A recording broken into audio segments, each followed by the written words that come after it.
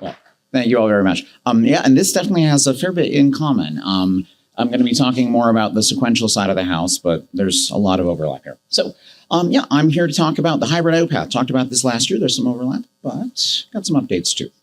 So, hybrid I/O is basically a new data path for the Lustre client. It combines buffered and direct I/O. I'm going to walk you through what that is and tell you about what's in Lustre 2.16. And I just want to emphasize pretty much everything I'm talking about today, except one slide at the end, is going to be in Lustre 2.16.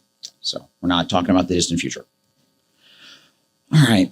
So what is a data path? All right, I find where the mic works. So the data path is how data moves between program, memory, and storage, or what does the file system do when you call read or write.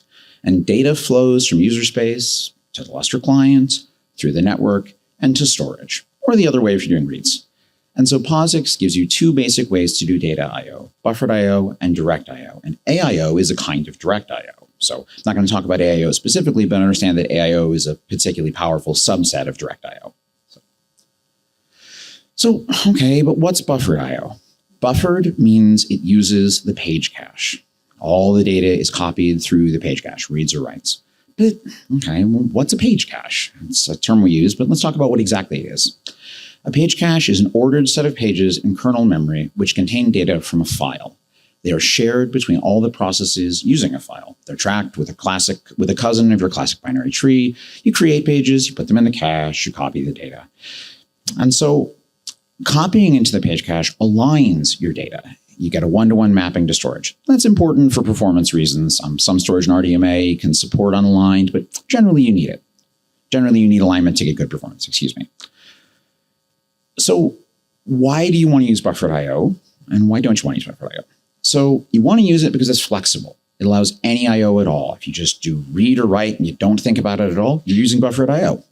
And so, that's great. It's easy. And it also allows read ahead and write aggregation. That means for small I/O, you can get large I/O to disk. That's really important. You get asynchronous writes, and read ahead gives you some asynchronicity on your reads. And that's great if you're using hard drives. Really good for hiding your latency or slow devices.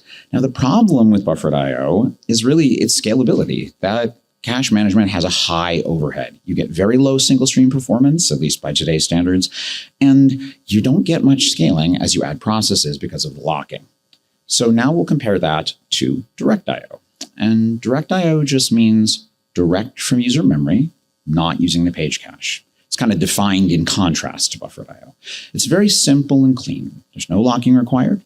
And your big pro is it's very scalable, and we'll see that, but you can get very high single stream performance, 20 gigabytes a second from one thread today. And it scales as you add processes, either if you're doing a bunch of files or if you're doing one file. Now, it's got some big downsides, though.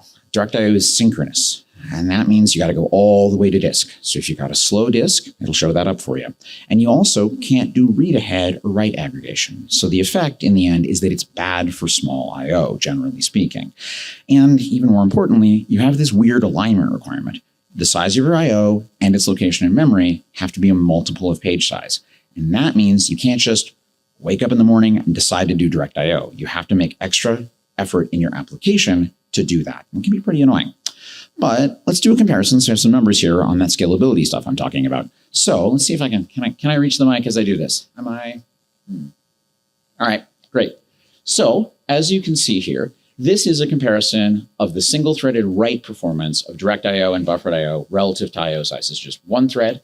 And you can see that as you grow the I/O size with buffered I/O, you get a little bit at the beginning and then nothing happens. In fact, it actually goes a little slower at the large sizes than it does at the small sizes. Now, contrast that with direct I/O. It just keeps scaling. You get up to 21, 22 gigabytes a second write from a single thread with direct I/O today with large I/O sizes. The problem is there's some scary things down in the corner there in the details section. So this is what they look like with small I/O sizes. As you can see, buffered I/O will get you something like 400 megabytes a second on 4K reads. Direct I/O, if you're using Flash, will get you 16 megabytes a second on 4K. Sorry, not reads, writes, 4K writes. And if you're using hard disks, it's like 1 megabyte a second.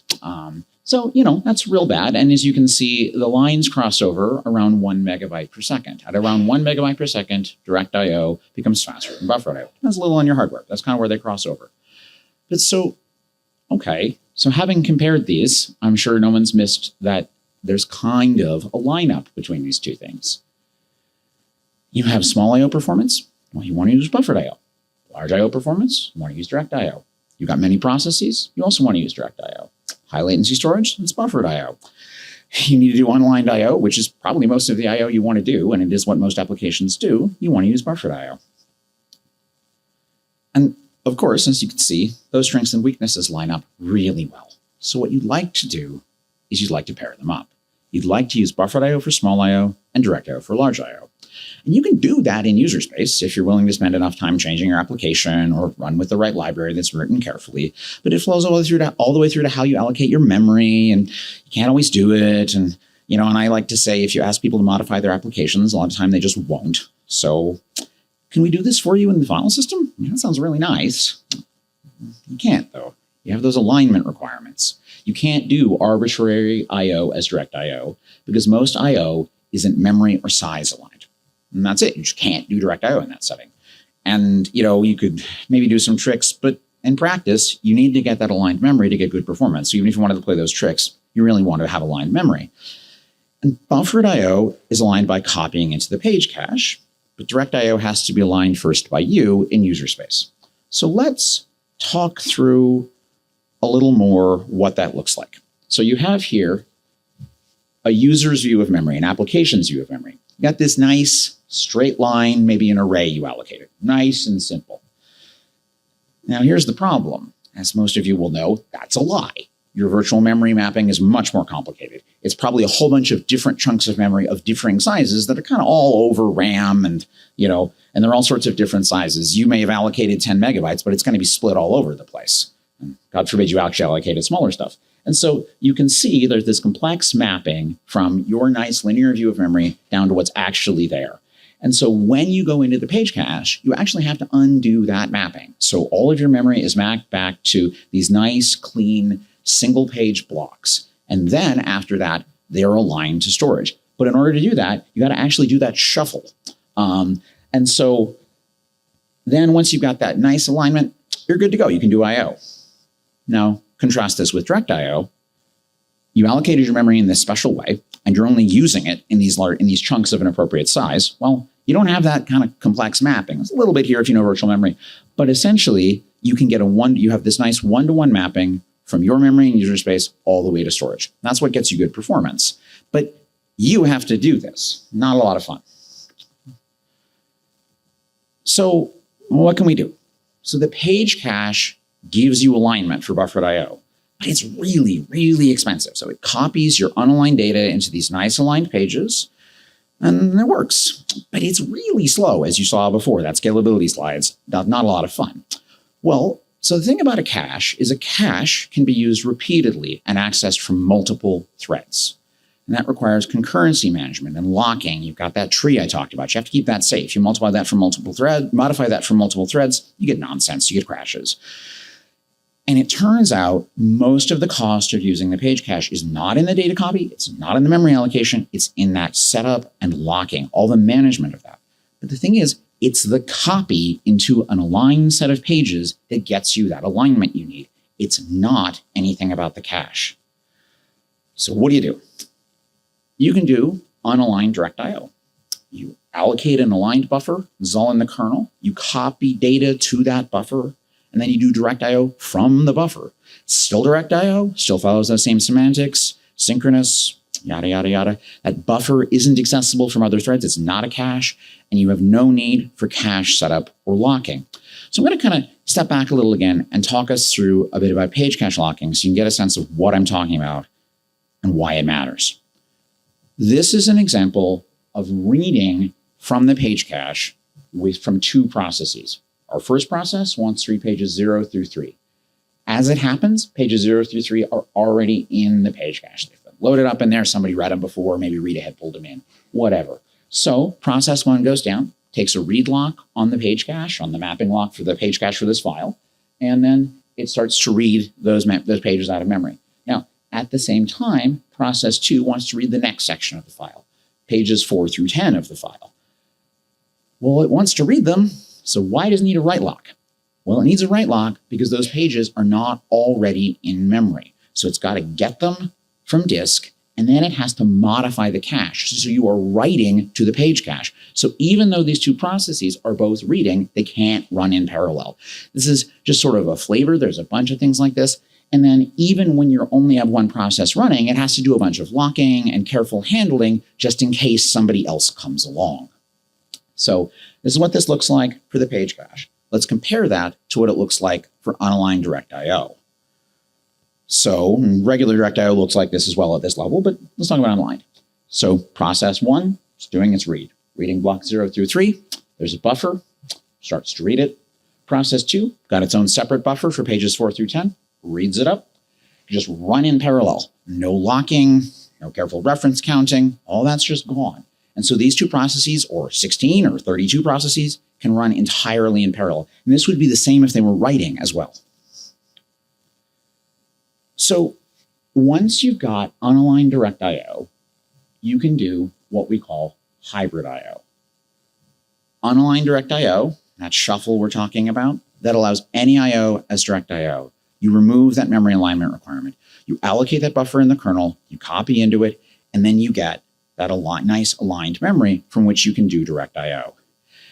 And unaligned direct I/O is a little slower than regular direct I/O, but it's still really fast. And what unaligned direct I/O lets you do is it lets you take any I/O that comes in, and you can do that as direct I/O if you want. And that lets you do hybrid I/O. You can use buffered I/O for small I/O, get the benefit of read ahead and write aggregation. There's nice numbers at the small sizes. And then you use unaligned direct I/O for large I/O. And what that means is your performance goes up as your I/O size goes up, and also you scale with threads. So let's talk about what that looks like. So a warning on numbers. Some of these were gathered at 2 different employers on different sets of hardware. So what you should be looking at is relative values. I'm not up here trying to sell you a particular system, so I'm not promising you can hit these exact numbers, but the relative value is what we're talking about. And the differences are pretty large. This is write performance with hybrid I/O. So this is actually the same graph with another line superimposed on it. So we've got buffered down at the bottom. You're at 400 megabytes a second for buffered. You're at 1.2 gigabytes a second up at the top, or up at the top end. That's your maximum. And then at the very top there, you've got your direct I/O line. That's your red line. The blue line there is your hybrid I/O. So down at the low end, hybrid I/O is using buffered I/O. So they are the same. Then as you pass through 1 megabyte, and you can see direct I/O just starts to get just a little ahead of buffered I/O, we start using unaligned direct I/O in the hybrid path. And you can see it just scales and scales and scales. And now the direct I/O in this case is 21.5 gigabytes a second. Hybrid I/O will scale to 19.6, about 90%. And you get a pretty similar story on reads. The only difference is I didn't show a read slide before. Reads are even better with buffered I/O. So you can get a gigabyte a second down at the small size if you're doing reads. And then as you go up, buffered I/O doesn't scale, but direct I/O and hybrid I/O do give you that beautiful scaling. You can see here on the previous one, it was a 20x change, I think. This is an 11x change in performance at the top end. You can see maybe that's a bit of a large I/O size, but you still have some very substantial improvements at smaller I/O sizes, kind of in the middle there. So, like I said, hybrid I/O, unaligned direct I/O, up at that top end there, hit about 90% of direct I/O. And why are you hitting only 90%? Only, like buffered I/O, unaligned direct I/O has to allocate that buffer memory, not for the page cache, but you still need that buffer, and you have to copy the data to or from it.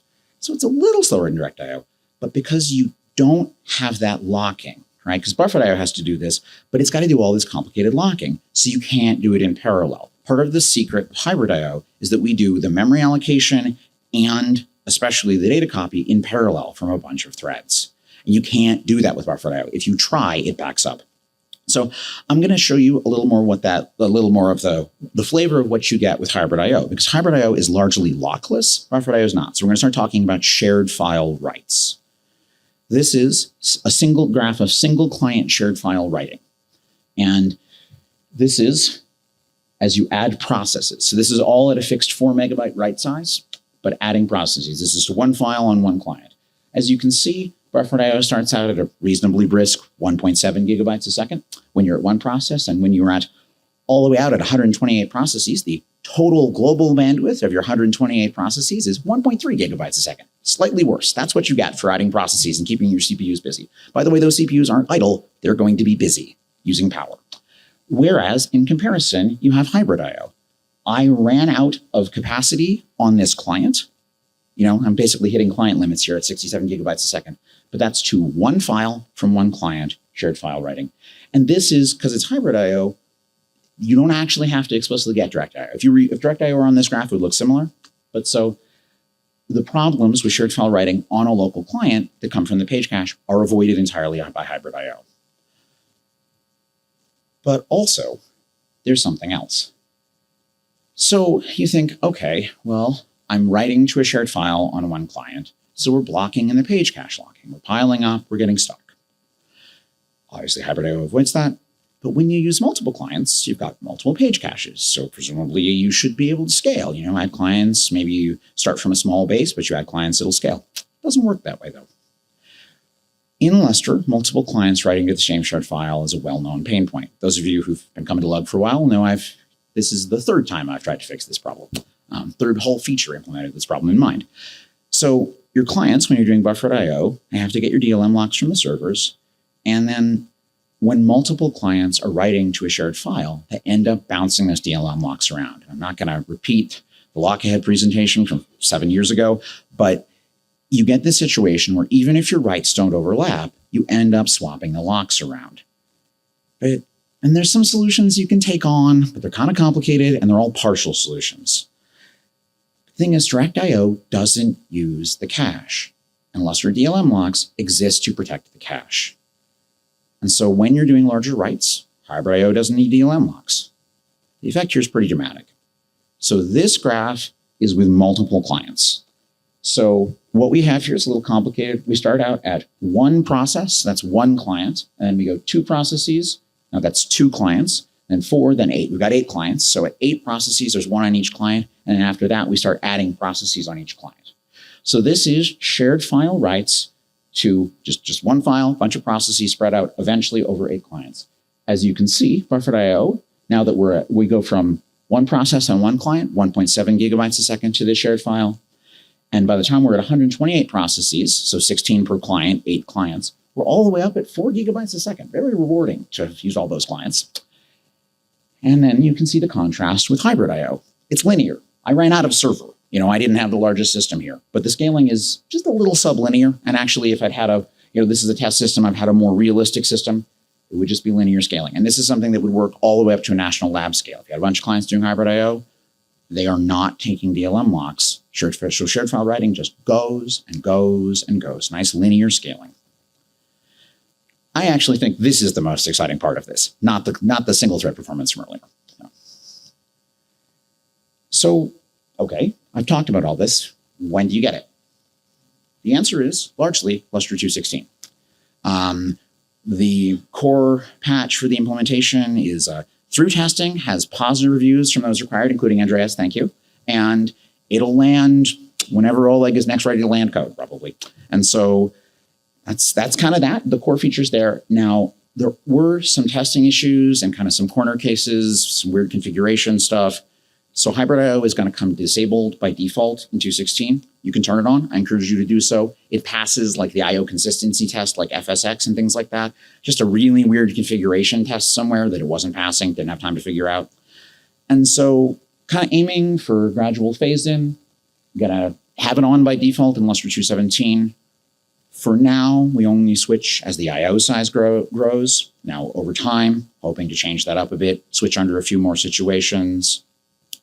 Big one is lock contention. Those shared file problems mean you'd probably want to switch to hybrid at a smaller size when you're doing shared file I/O. There's some code for that, prototypes, but that's a little further down the road.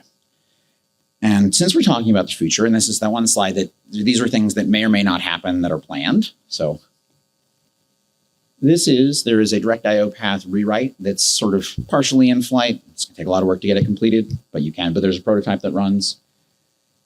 It speeds up the direct I/O path from 20 gigabytes a second maximum on one client to around 100 gigabytes a second. And when you've got 100 gigabytes a second direct I/O, you can do about 45 gigabytes a second hybrid I/O. So all those graphs you saw, if we ever get this done, they just get dragged up a bunch. So no idea when this will get done, but it's a possibility for the future.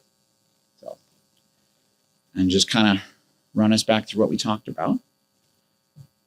You've got buffered I/O. It's great for small I/O. Gets you read ahead, gets you read aggregation, but it's bad for large I/O. And bad for scalability, bad for shared file, yada, yada, yada. Direct I/O is frankly terrible for small I/O. As you saw, those performance gaps were huge, 20, 30 times worse than buffered I/O.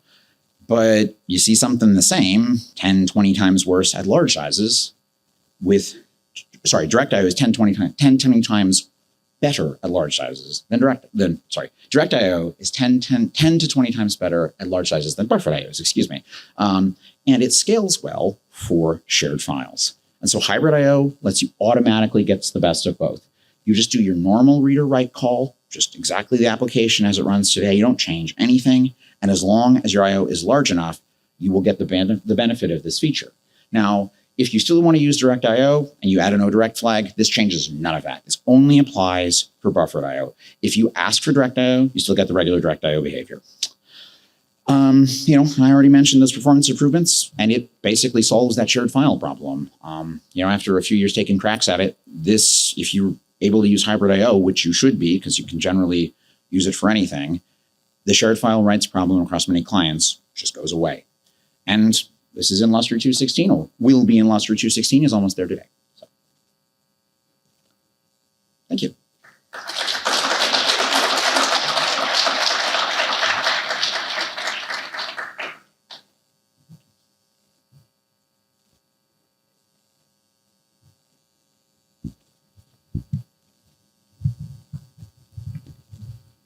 Thank you, Patrick, Mr. Magician.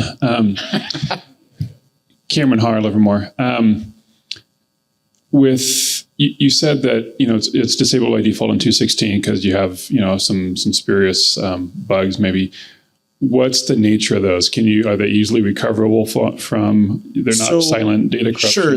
So no, definitely nothing like that. Absolutely not. So what we have is Lustre has a bunch of kind of configuration file tests and things, internal configuration tests, and one of them was failing for a reason that I can't understand. Spent a while on it. It's not even obvious that hybrid I/O would be invoked, but it failed with the patch and not without it. It was pretty clear.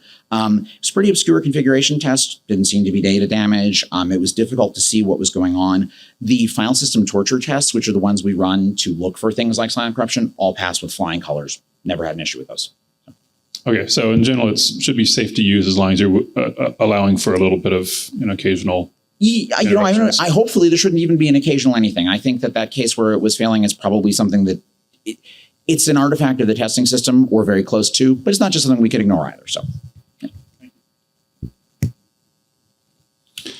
Kevin Harms, Argonne. So, Patrick, in the case if you're doing, let's say, maybe not like a workload you want to do where you have a conflicting writes.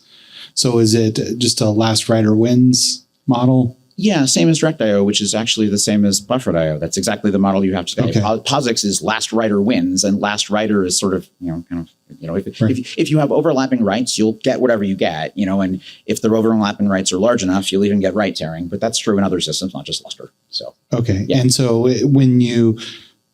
I assume in your hybrid I/O, when you have something misaligned and you're aligning it, you end up doing a read modify write underneath the covers. Yes. So sure. So if the data isn't aligned to blocks and you send it over the wire, yes, the server actually does those read modify writes at the edges. So if you imagine if you have an unaligned I/O, let's say you're just doing, 6K of I/O, and so you touch 3 pages, the server would do the read modify write for the first and last pages. Yes. Hey, Patrick. Nathan Daci, NVIDIA. Is that 1 meg crossover point something inherent to Lustre? And also, is it tunable? So if I had a workload where I wanted to actually intentionally cache a little bit more because I was expecting some rereads, I could set that higher than maybe otherwise would be seen as optimal. Sure. So yes, reads and writes have a cutover threshold. It is a tunable for both of them. It's actually 2 megs for writes today. One was a little close, and I like this to try to show performance improvements all the time, so I just went with 2, because buffered and direct are pretty close at 1. So we cut over at 2 for writes, and then at 4 for reads, because buffered reads are faster than buffered writes. And those are tunables, and they're not, there's no magic reason it's that number. That's just an observed fact based on the performance of the system I was running on. It could be a little different on yours, but I also went for slightly higher because I would really like nobody to see a regression from using this.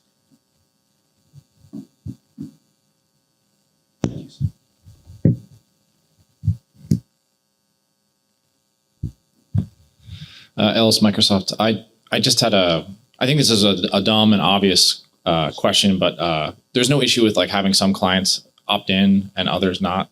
None at all. It would be just like if they were doing buffered and direct IO at the same time. Yeah. It's like a little weird, and I don't know what exactly you're planning, and maybe it might be hard to get your application to like work quite right. But the file system will handle as it always does. You know, if you feed us weird overlapping writes, we will give you. You get to keep all the pieces, and it's not our fault. Thanks.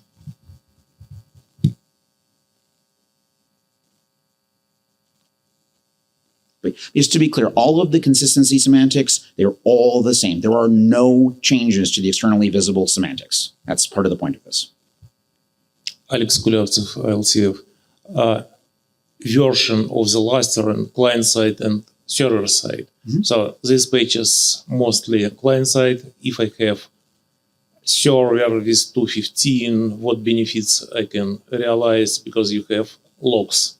Sure. So the answer is this is an almost entirely client-side feature that we found out late in the game will crash ZFS servers if they are not upgraded. So if you have an old ZFS server, this feature is turned off automatically. There's a compatibility flag. If you have an old LDiskFS server, feature works fine, runs normally. So if you have an older server, basically a server without this patch set, and you're using ZFS, this feature is disabled because it would crash your server. It's just a minor little bug. Actually, basically, ZFS asserts that this is weird. Why are you doing it? And you just have to remove the assert. Everything works fine. But that assert is there. And until you remove it, which means you have to upgrade your server, we would crash. So we do not use this with ZFS with unupgraded servers. So.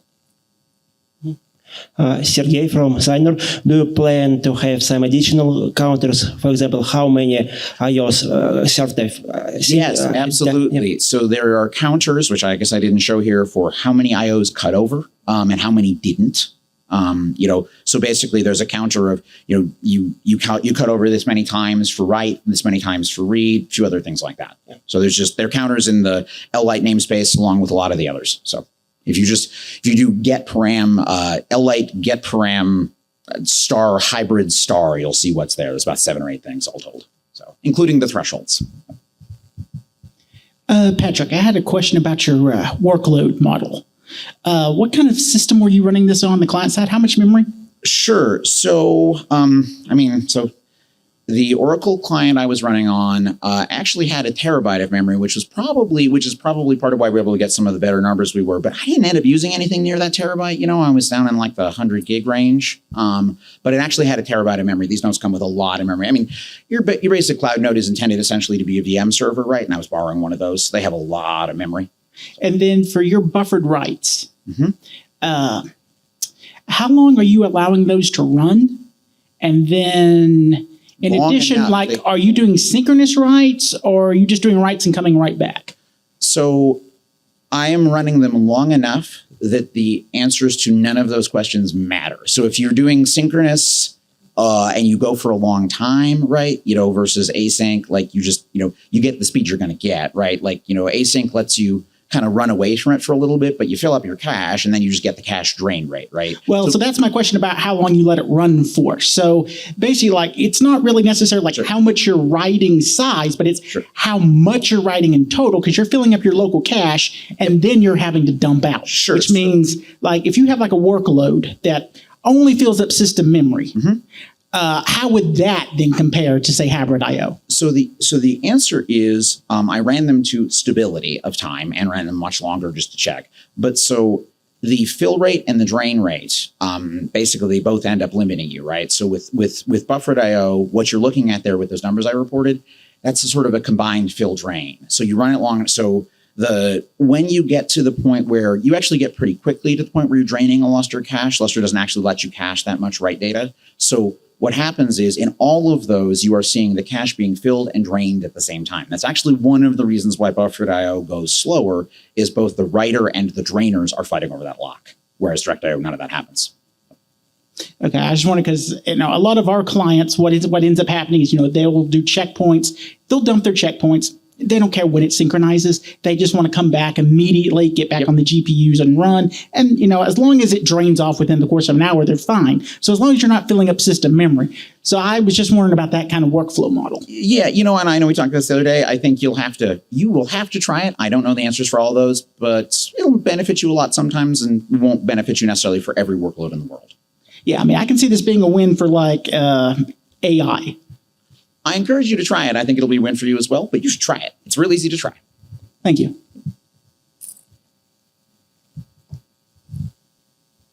Oh, sure, Arlene. Go ahead. So when hybrid mode is enabled for large I/O above 1 or 2 megs, you are bypassing the page cache totally.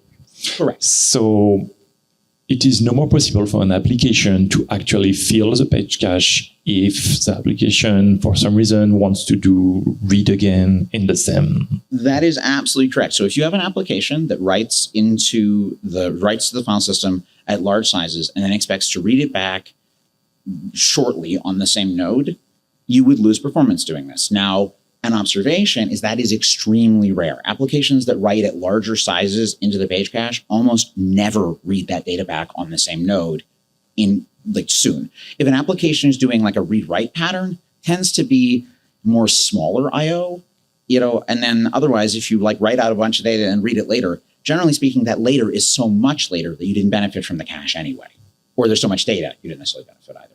Just an observation. There are workloads out there in the world where this would hurt. I think they are rare. If you have one as a major workload, you can turn it off.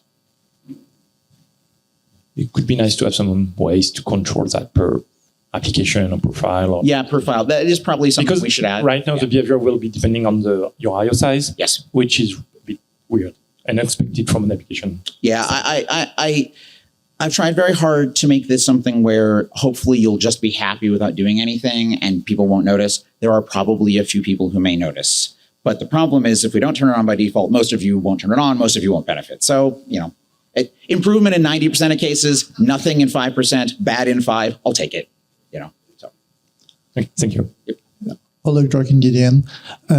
Jorgen, back to Chris' question about large memory machines and stuff. Did you try to increase max DRTMB to something crazy and see how that kind of turns the tables?